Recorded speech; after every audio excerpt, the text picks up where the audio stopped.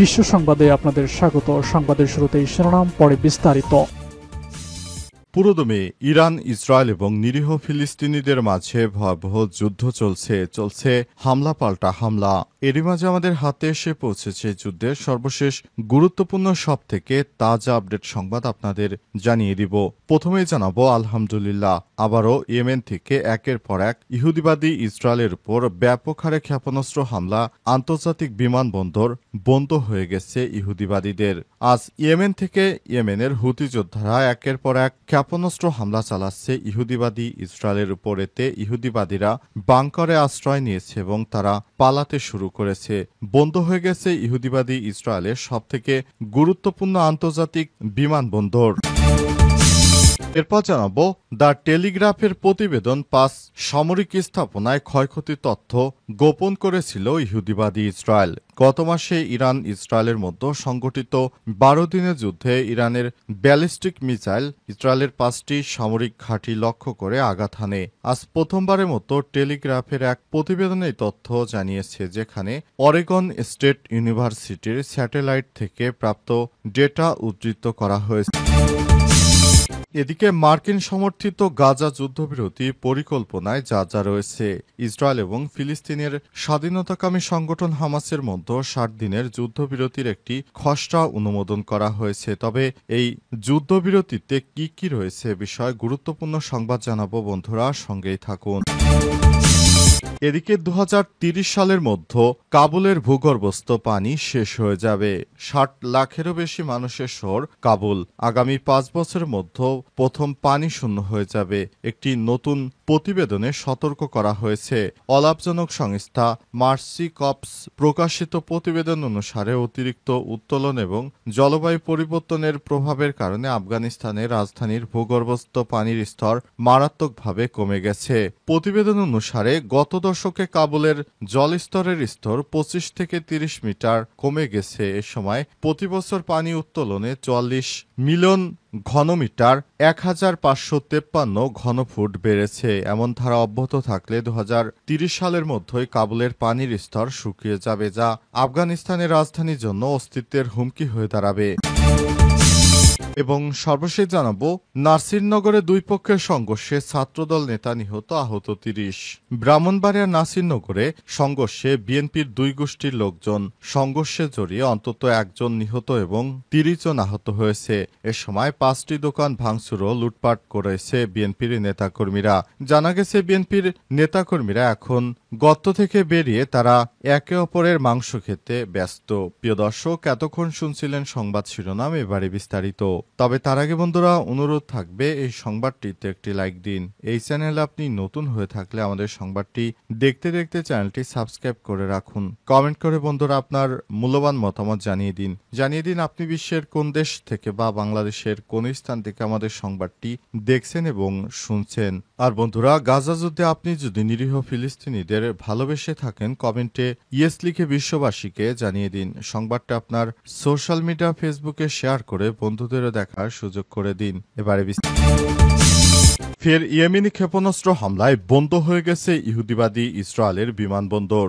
দখলকৃত ফিলিস্তিনি ভূখণ্ডে স্থানীয় গণমাধ্যমে আজ নতুন এক ক্ষেপণাস্ত্র হামলার খবর প্রকাশিত হয়েছে। মিসাইলটি ইয়েমেন থেকে নিক্ষেপ করা হয়েছে বলে জানানো হয়েছে। এর ফলে বেশ কয়েকটি অঞ্চলে সতর্কতা সাইরেন বাজানো হয়। ইসরায়েলি গণমাধ্যমের খবরে বলা হয়েছে, আজ ইয়েমেনি ভূখণ্ড থেকে ইসরায়েল অধিকৃত অঞ্চলের দিকে একটি ক্ষেপণাস্ত্র ছোড়া হয়, যার ফলে মধ্যাঞ্চল সহ বিভিন্ন তীরে ও বিভিন্ন এলাকায় সাইরেন বেজে ওঠে। আল জাজিরার খবরে বলা হয়েছে, ইয়েমেন থেকে ক্ষেপণাস্ত্র ছোড়ার পর তেল আবিবের বেন গুরিয়ন আন্তর্জাতিক বিমানবন্দরে সাময়িকভাবে সব ফ্লাইট কার্যক্রম বন্ধ হয়ে গেছে। হিব্রু ভাষার গণমাধ্যম জানিয়েছে, ক্ষেপণাস্ত্র হামলার ফলে দখলকৃত কুদস শহরের কাছাকাছি বেইত শেমেশ শহরের আশপাশে আগুন ধরে যায়। তবে ইসরায়েলি সেনাবাহিনীর দাবি ভিন্ন কথা। তারা দাবি করেছে তাদের বিমান প্রতিরক্ষা ব্যবস্থা ক্ষেপণাস্ত্রটি প্রতিহত করেছে। যদিও হুতি আনসারুল্লাহ নিয়ন্ত্রিত ইয়েমেনি বাহিনী এ বিষয়ে এখনো কোনো আনুষ্ঠানিক বিবৃতি দেয়নি। তবে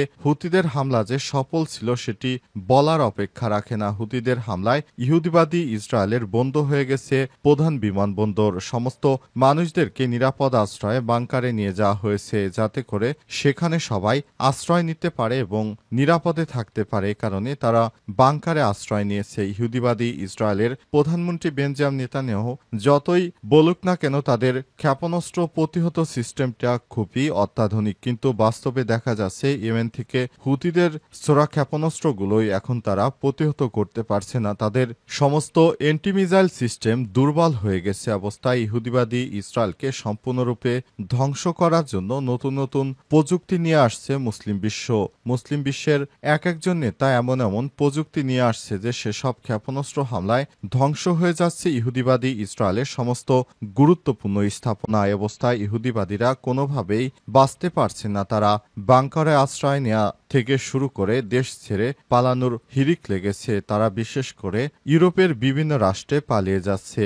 এর আগে বলা হতো ইহুদিবাদীরা ইসরায়েলে গেলেই তাদেরকে নাগরিকত্ব দেওয়া হবে, কিন্তু এখন দেখা যাচ্ছে যে ইহুদিবাদী ইসরায়েলেরা ইসরায়েল থেকে অনেকেই নিরাপদ আশ্রয়ে বাঁচার জন্য তারা অনেকেই সেখান থেকে পালিয়ে বিশ্বের বিভিন্ন দেশে আশ্রয় নেওয়ার চেষ্টা করছে। দ্য টেলিগ্রাফের প্রতিবেদন পাঁচ সামরিক স্থাপনায় ব্যাপক ক্ষয়ক্ষতির তথ্য গোপন করেছিল ইহুদিবাদী ইসরায়েল। গত মাসে ইসরায়েল ইরানের মতো সংগঠিত 12 দিনের যুদ্ধে ইরানের ব্যালিস্টিক মিসাইল হামলায় 5টি সামরিক ঘাঁটিতে লক্ষ্য করে আঘাত এনেছে। আজ প্রথমবারের মতো টেলিগ্রাফের এক প্রতিবেদনে এই তথ্য জানিয়েছে ইহুদিবাদী ইসরায়েলেরা, যেখানে অরেগন স্টেট ইউনিভার্সিটি স্যাটেলাইট থেকে প্রাপ্ত ডেটা উদ্ধৃত করা হয়েছে। ইসরায়েল ডিফেন্স ফোর্সেস আইডিএফ এর এক ঘাঁটি এবং অন্যান্য সংবেদনশীল স্থানগুলোতে আঘাতের বিস্তারিত বিবরণ সামরিক সেন্সরশিপ নিয়মের কারণে ইসরায়েলে প্রকাশ করা নিষিদ্ধ। কর্তৃপক্ষ প্রযুক্তি তথ্য ইরানকে তাদের মিসাইলগুলোকে আরও সঠিকভাবে ক্যালিব্রেট করতে সহায়তা করতে পারে। তবে ব্রিটিশ সংবাদ মাধ্যমটির প্রতিবেদন অনুযায়ী আক্রান্ত ঘাঁটিগুলোর মধ্যে রয়েছে টেলনোভ বিমান ঘাঁটি, গ্রিল্ড গোয়েন্দা ঘাঁটি এবং জিম্পোরিট অস্ত্র ও যানবাহন উৎপাদন কেন্দ্র। ওই প্রতিবেদনটি টেলিগ্রাফ কর্তৃপক্ষ অরেগন স্টেট ইউনিভার্সিটি থেকে প্রাপ্ত রাডার ডেটার ভিত্তিতে তৈরি করা হয়েছে, যারা স্যাটেলাইটের মাধ্যমে যুদ্ধক্ষেত্রে বোমা ক্ষয়ক্ষতির ট্র্যাক করে। মার্কিন সমর্থিত গাজা যুদ্ধবিরতি পরিকল্পনায় যা যা রয়েছে। ইসরায়েল এবং ফিলিস্তিনিদের স্বাধীনতাকামী সংগঠন হামাসের মধ্যে 60 দিনের যুদ্ধবিরতির জন্য মার্কিন সমর্থিত প্রস্তাবে জিম্মিদের পর্যায়ক্রমে মুক্তি, গাজার কিছু অংশ থেকে ইসরায়েলি সেনা প্রত্যাহার এবং গাজার বিরুদ্ধে ইসরায়েলের যুদ্ধের অবসান নিয়ে আলোচনার কথা বলা হয়েছে। সম্প্রতি আলোচনার সাথে পরিচিত একজন কর্মকর্তা সব তথ্য নিশ্চিত করেছে। এই পরিকল্পনাটি সংঘাতে জড়িত উভয় পক্ষের অনুমোদনের অপেক্ষায় রয়েছে। মার্কিন যুক্তরাষ্ট্র, কাতারি এবং মিশরের মধ্যস্থতাকারী একটি চুক্তি নিশ্চিত করার জন্য কাজ করছে। রয়টার্সের সঙ্গে নাম প্রকাশ না করার সত্ত্বে এই কর্মকর্তা বর্ণিত বিবরণ এখানে দেয়া হয়েছে। প্রথম দিন 8 জন জিম্মি, সপ্তম দিন 5 জনের মরদেহ হস্তান্তর, 30তম দিনে 5 জনের মরদেহ, 50তম দিন 2 জন জিম্মি, 60তম দিন 8 জনের মরদেহ। এসব জিম্মি কোনো অনুষ্ঠান ছাড়াই বিনিময় সম্পন্ন হবে। 10ম দিনে হামাস তথ্য প্রমাণ সরবরাহ করবে, যা নিশ্চিত করবে যে অবশিষ্ট বন্দীরা জীবিত বা মৃত। এছাড়াও জিম্মিদের মেডিকেল রিপোর্টও দেখাতে হবে। অপরদিকে 2023 সালের 7 অক্টোবরের পর গাজায় আটক ফিলিস্তিনি বন্দীদের সম্পর্কে ইসরায়েল পূর্ণ তথ্য সরবরাহ করবে। ইসরায়েলে আটক ফিলিস্তিনিদের মুক্তির বিনিময়ে হামাস জিম্মিদের মুক্তি দেবে। ইসরায়েল জানিয়েছে যে হামাস এবং তার মিত্রদের দ্বারা আটক 50 জন জিম্মির মধ্যে প্রায় 20 জন জীবিত বলে মনে করা হচ্ছে। নাসিরনগরে দুই পক্ষের সংঘর্ষে ছাত্রদল নেতা নিহত, আহত 30। ব্রাহ্মণবাড়িয়ার নাসিরনগরে সংঘর্ষে জড়িয়েছে দুই গোষ্ঠীর লোকজন। আজ দুপুরে উপজেলার চাতলপাড় ইউনিয়নের চাতলপাড় বাজারে হওয়া এই সংঘর্ষে সোহরাব হোসাইন আবির ২৭ নামে এক বিএনপির ছাত্রদল নেতা মারা গেছে। এই ঘটনায় আহত হয়েছে অন্তত ৩০ জন। ভাঙচুর, লুটপাট করা হয়েছে অন্তত ৫টি দোকান। সারা দেশ জুড়ে চলছে বিএনপির মব, দেশ জুড়ে চলছে লুটপাট। নিহত সোহরাব চাতলপাড় ইউনিয়নের কাঁঠালকান্দি গ্রামের চাঁদ মিয়ার ছেলে। তিনি ইউনিয়ন ছাত্রদলের সাধারণ সম্পাদক পদে ছিলেন। স্থানীয় সূত্র ও পুলিশ জানিয়েছে, আধিপত্য বিস্তার নিয়ে কাঁঠালকান্দি গ্রামের বাসিন্দা চাতলপাড় ইউনিয়নের সাবেক চেয়ারম্যান মোহাম্মদ আলী গোষ্ঠী ও মোল্লা গোষ্ঠীর মধ্যে দীর্ঘদিন ধরে বিরোধ চলে আসছিল। সেখান থেকেই দুই পক্ষের মধ্যে দেশীয় অস্ত্রশস্ত্র নিয়ে সংঘর্ষে জড়িয়েছে তারা। আবির খুন হওয়ার পর মোল্লা গোষ্ঠীর লোকজন চাতলপাড়া বাজারে প্রতিপক্ষের ৫টি দোকান ভাঙচুর ও লুটপাট করেছে। খবর পেয়ে পুলিশ ঘটনাস্থলে পৌঁছে পরিস্থিতি নিয়ন্ত্রণে আনে। সাবেক চেয়ারম্যান মোহাম্মদ আলী বলেছেন, মোল্লা গোষ্ঠীর লোকজন সুযোগ পেলেই আমাদের গোষ্ঠীর লোকজনকে মারধর করত। এর জেরে চাতলপাড় বাজারে সংঘর্ষের ঘটনা ঘটে। হামলার সময় মোল্লা গোষ্ঠীর লোকজন বাজারে থাকা আমাদের গোষ্ঠীর লোকজনের দোকানপাট ভাঙচুর ও লুটপাট করেছে।